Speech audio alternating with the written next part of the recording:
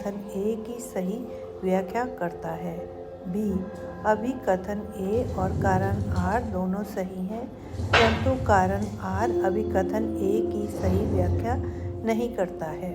सी, अभिकथन ए सही है परंतु कारण आर गलत है।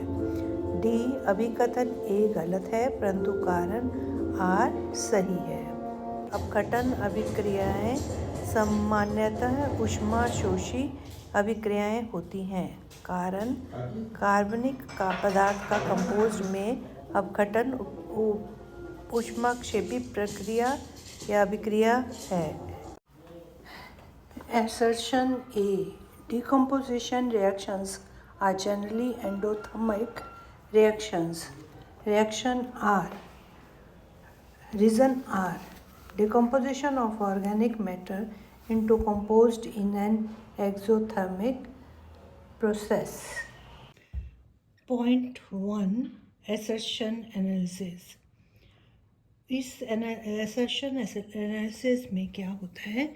डिकम्पोजिशन रिएक्शन होता है जिसको के होने के लिए एनर्जी या ऊर्जा की आवश्यकता होती है, और इसे हम एंडोथर्मिक रिएक्शन या सहसंयोजी आबंध को तोड़ना कह सकते हैं।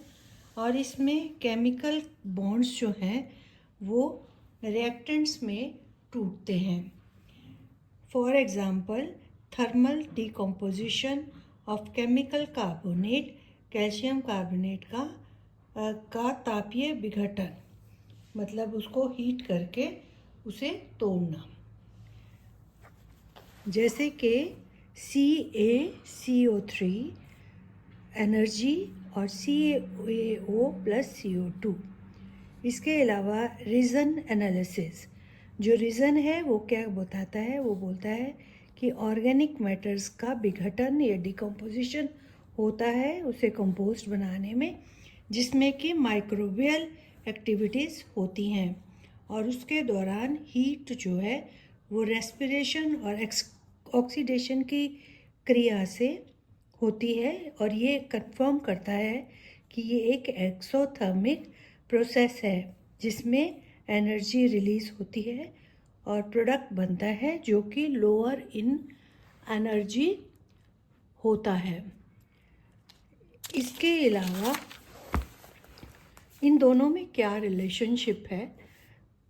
Relationship, the compositing example represent a biological decomposition exception driven by enzymatic breakdown and not the general chemical decomposition covered in assertion A।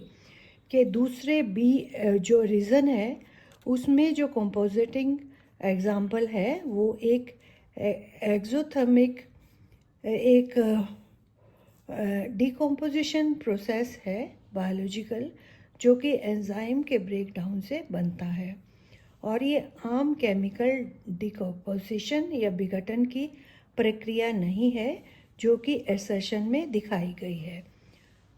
इसलिए जो रीज़न आर है वो वो असर्शन ए को एक्सप्लेन नहीं करता है। Compositing organic matter decomposition by microbes release heat by respiration with the product lower in energy. The downhill curve shows heat output, distinguish it from general chemical decomposition. Reactant energy release करता है, और फिर उसके बाद reaction का progress होता है, और जो एनर्जी रिलीज़ होती है और उसके बाद प्रोडक्ट बनता है। तो ये एक एक्सोथर्मिक कंपोजिटिंग को दर्शाता है।